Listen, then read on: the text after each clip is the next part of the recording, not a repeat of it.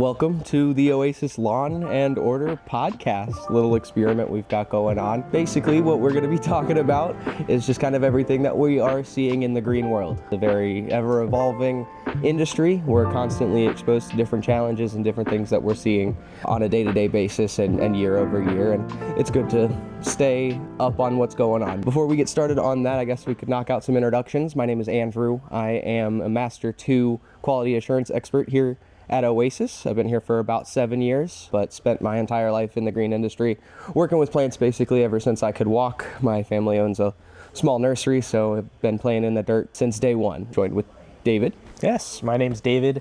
I'm a Master 2 certified director of quality assurance. I get to make sure Andrew's doing all of his stuff right, which, hey, 100% of the time, he is. Like Andrew, I've spent most of my career in the green industry. I'm actually going to be celebrating 10 years here at Oasis in September, so I'm really excited about that. For that, I think what really got me in love with the green care industry probably was just maintaining turf, mowing grass, really is where it first started. And then got to handle some playing fields, and man, that was fun, and just kind of carried on with it. And look at us now. Yes, outdoor people on the nice indoor couch. But really, that's kind of the purpose of what we're doing, is just to keep a finger on the pulse of what's going on with the green spaces. You know, there's things that are constantly changing. We want to hear questions that people have that we can address, because no 2 days are the same out here, and everything can kind of get flipped on its head in a matter of a couple weeks with what we're dealing with. We're still gearing up to start our season. The growing season really hasn't started here yet. Everything obviously is very temperature dependent, so we haven't gotten to see much new growth.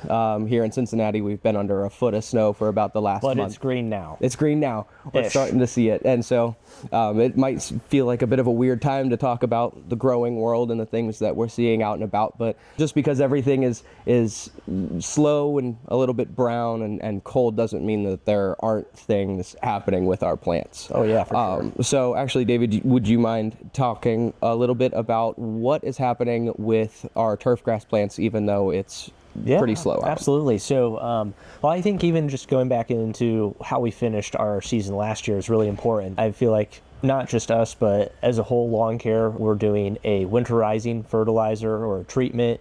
Basically, we're prepping the grass plants for the upcoming season, which, hey, we're about to start.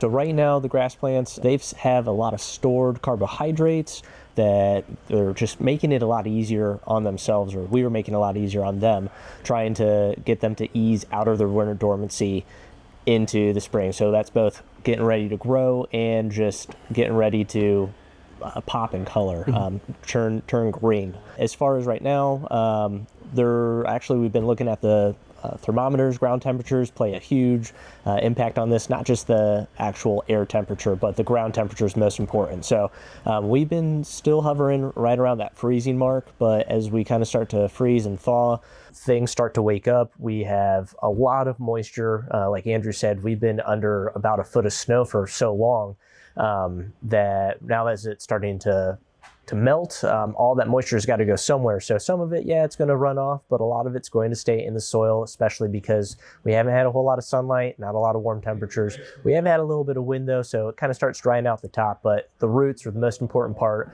of the grass plant. They're definitely seeing a little bit of moisture. So they're going to start waking up here.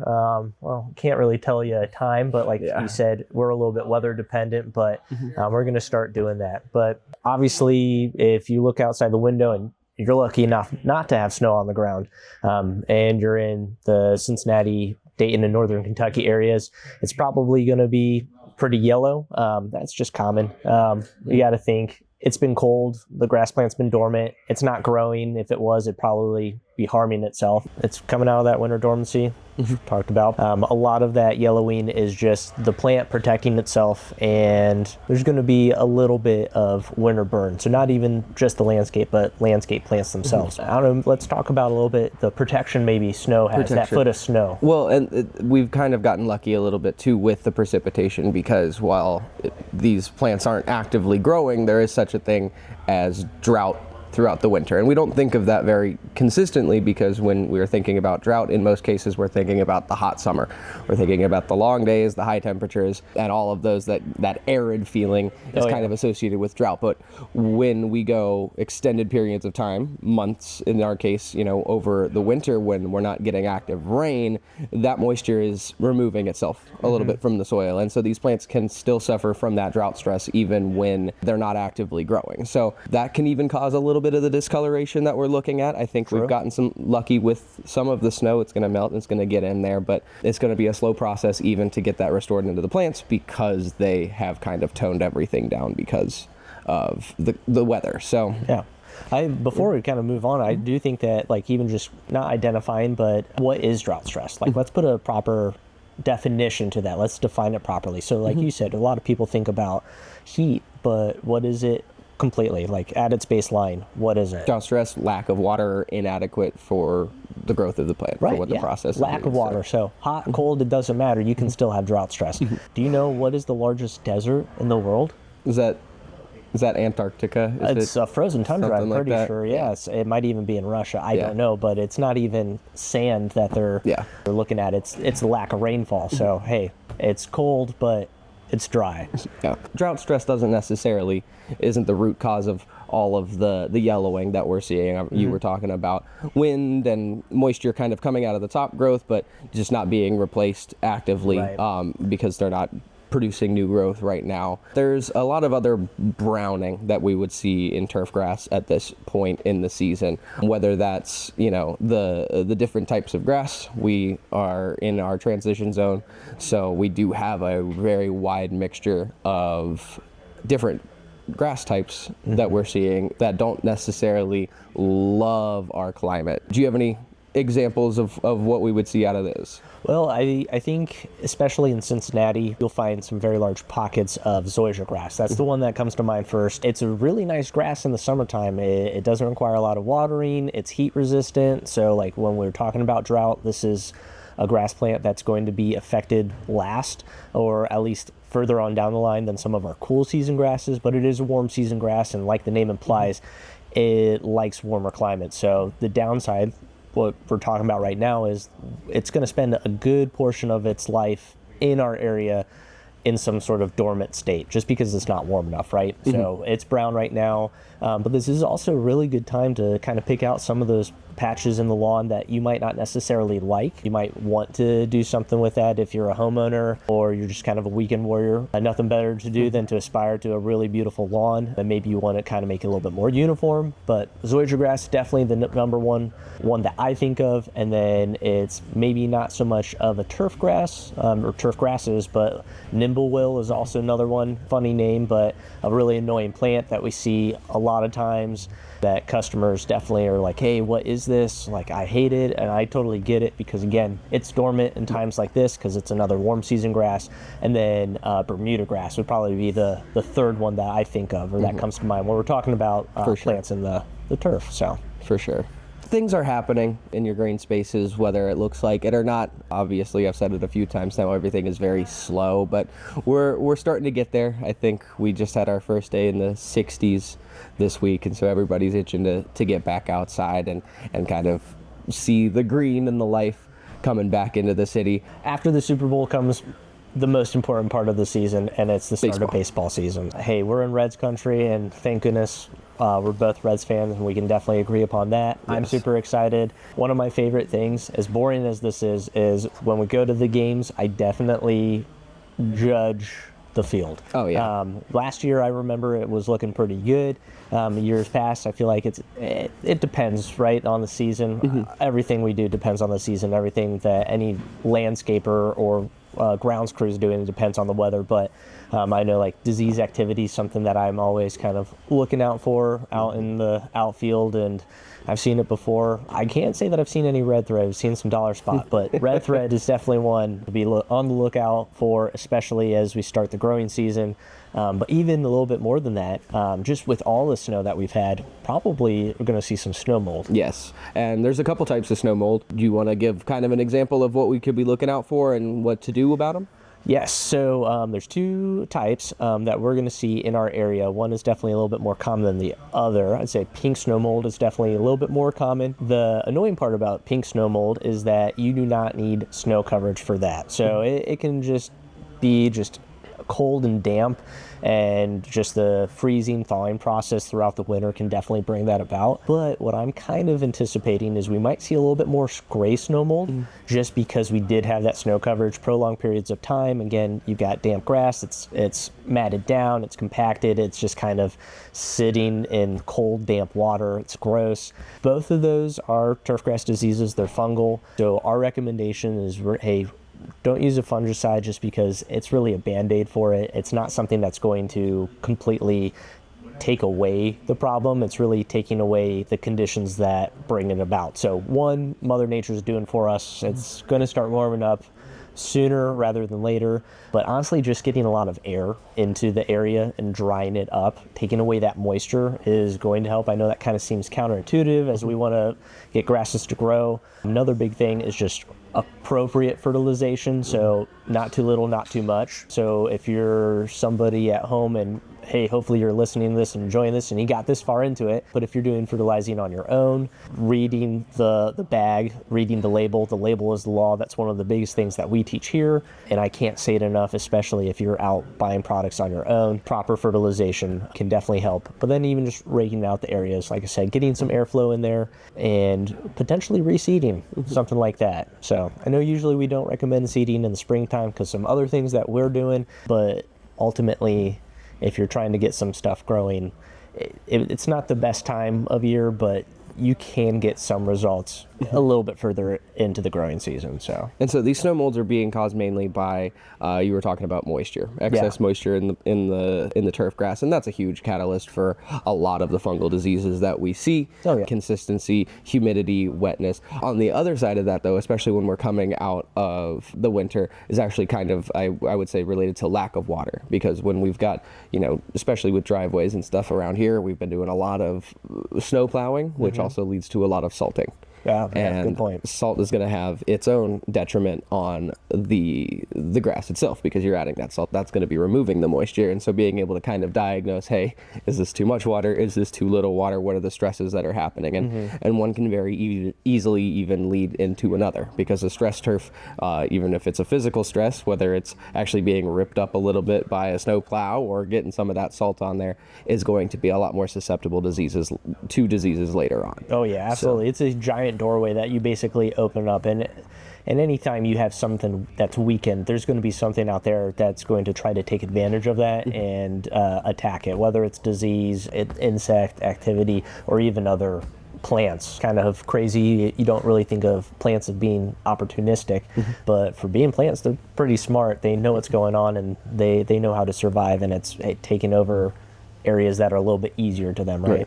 But like back to salt damage, that's definitely something that I'm also expecting to see, just because of how much snow we had. And I mean, going around some of these neighborhoods and just on my way about town, there was definitely a few times where I could tell either a salt truck had an issue or it had a large collection or buildup on the back. It hit a bump and there's just a giant pile of salt. We were just in Oakley and I saw that, and my wife doesn't necessarily care too much, but like just to say like, oh, they're going to have some problems come springtime. I can tell you that, as I'm watching a salt truck salt the government strip as well as the street. So Andrew's right, just trying to differentiate those and try to make sure you're getting the proper amounts of everything, water included.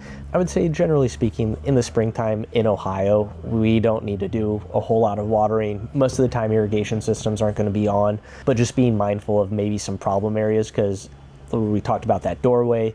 It starts now, where you're going to have some problems later on down the road. Like the big red flag that I was thinking from that salt truck is like, they might not have a whole lot of growth in their government strip of anything, just because of all of that salt. So That's not the end of the world. I mean, you don't need to have alarm bells going off, just kind of being aware of what's going on.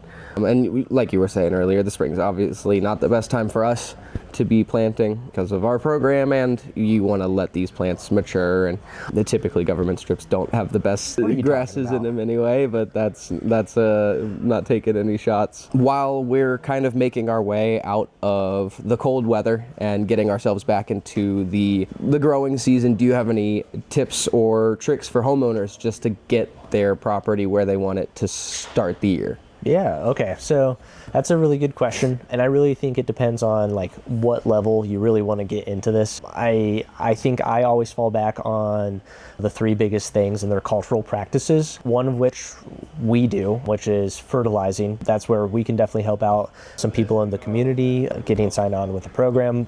But more importantly, I think it's the other two, which is watering and mowing, especially mowing. There's going to be a few people who are really eager to get their lawnmowers out. I totally understand, because most of the time I fall under that category. I think you just got a brand new lawnmower, so you might be falling under that category. I love it. In a lot of questions that I remember getting, especially as a technician, but I still get, is like, hey, when should I start mowing? And that's a loaded question. Right. When it needs it, when the lawn needs to be mowed. Like, how often should I mow in the springtime? Should I be mowing 3 times a week? It's probably overkill, but if your lawn really needs it, I mean, then yes. So there's a few things that you can kind of gauge that. So obviously the lawn's going to start growing. It's going to start turning that green color again. And we're still going to have a little bit of that yellow as the leaf tissue kind of pushes out. As that starts to grow and it's going to be really patchy and kind of look a little unsightly, that's to be expected, right? If you hadn't done any winter maintenance on your lawnmower, your equipment, anything like that, making sure that's kind of done. So even just like what we're doing in the back of the warehouse, we're tearing down all of our equipment over the winter and taking care of a lot of the big issues that would have happened, and even some of the small ones that we didn't want to become issues this upcoming season.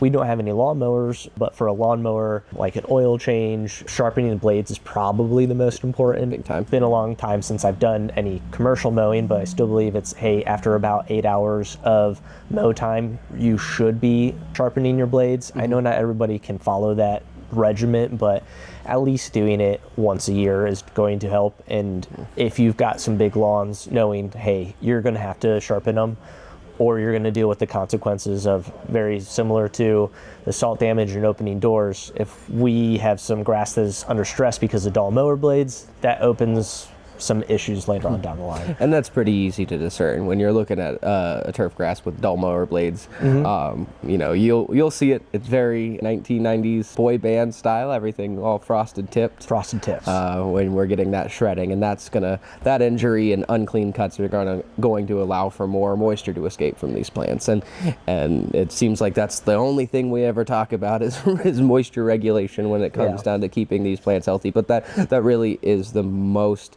involved thing that you're going to need for a healthy lawn right after maintaining a proper cutting height. So to those frosted tips, why would you say that you're losing more moisture? You've got more exposed surface area of the tissue. When you have a clean cut, that's going to keep everything, you know, you're still in a way causing an injury to this plant, but it's basically it's more dangerous to be cut with a dull knife, because you're going to get these jagged edges. That's going to expose more of that soft tissue to the open air, and that's going to allow for more of that moisture to be pulled away. So that can be just another step. Obviously you're not going to see drought damage on your property from a dull mower blade, but it's still going to be a factor that leans into it.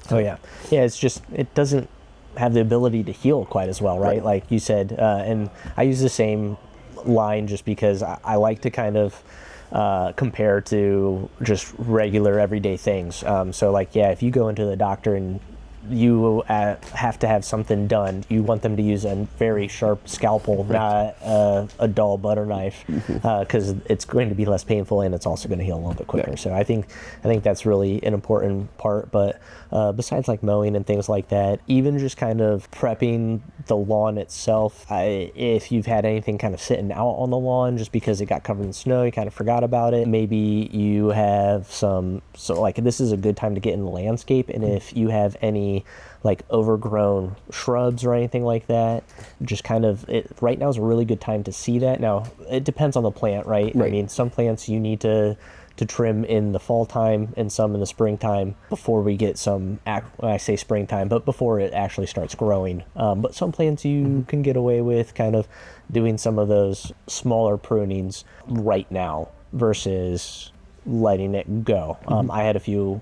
shrubs that I was kind of letting go, and it's like, all right, at this point in time, I waited till the foliage fell off, and then I could actually see things were rubbing up against each other, which isn't a good thing. We keep on going back to the doorway, but like whenever we have an open wound on a plant, it's now susceptible to a whole bunch of stuff. So, so cleaning up the beds and things like that, I think, is also something that somebody could do to kind of prep their lawn or their yard as a whole right now. Right. I do kind of want to take a second and go into a bit of a plant spotlight. We deal with a lot of different plants here, whether it is in the lawn or ornamentals, trees and shrubs and things like that. Our workhorse, our number one, everybody's favorite plant around here for establishing a lawn is turf type tall fescue. Oh yeah. What are some of the benefits of using that type of grass in establishing your own lawn? It handles wear very well in comparison to some of the other cool season grasses. So like being out on the lawn, it's not going to be as stressful as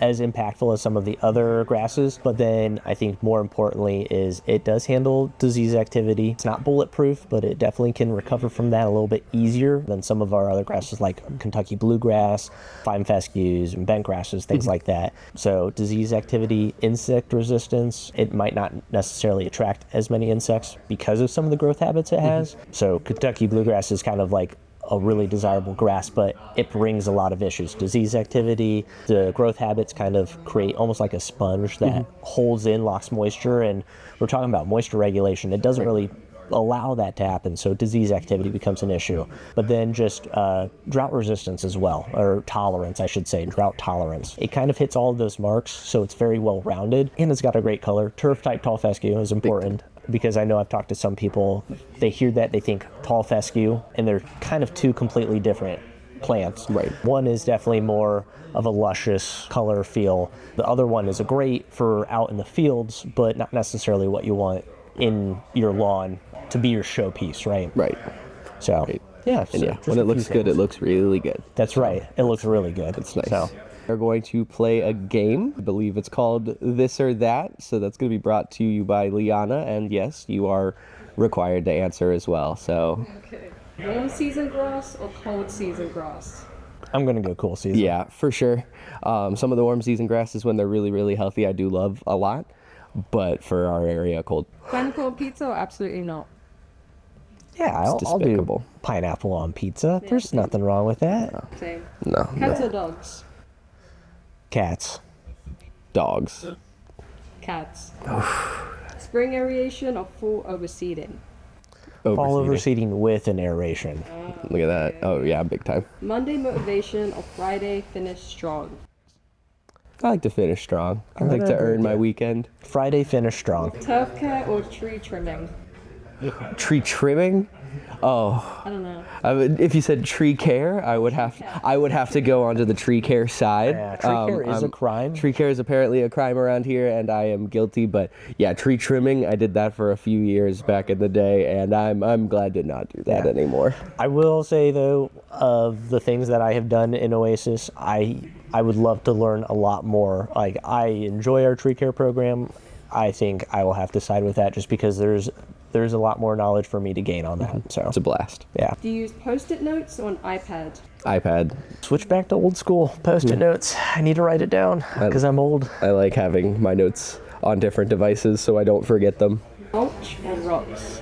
Mulch. Big time. Oh yeah. Coffee or energy drinks? Coffee. Yeah, coffee. I drink way too much coffee. I already know this one, but Bengals long flag or Reds garden gnome? Reds. What is it? Oh, he answered. Sorry. But what is Sorry. yours? FC. Probably the Bengals. Reds gnome for me. Yeah, same. Reds. We just re-signed Suarez on a 1-year deal, or one with an option for a second. Good vibes only. He was here for 7 years before. Loved having him on the team, and yeah, it's nice to see him come back. He's a fun guy to watch, and he just looks like, not only is it fun to watch, but he's having fun doing it. So, Eugenio Suarez, if you're listening to this, He looks we're like he fans. gives good hugs. Yeah, heart. He looks like he gives good hugs, I will say. Like, I'd hang out with that Good guy vibes for sure. only. Yeah. Survive Cincinnati winter or tackle the summer heat? I'm a cold weather person, but I will say I'm ready for it to be over, so normally cold. Yes, legally you can only take off so many clothes. So generally, I'm about the cold because I can bundle up. But driving around the city and this stuff is not fun. So I'm gonna say let's handle the heat. Yeah. I agree. Heat. Irrigation system or old school sprinkler?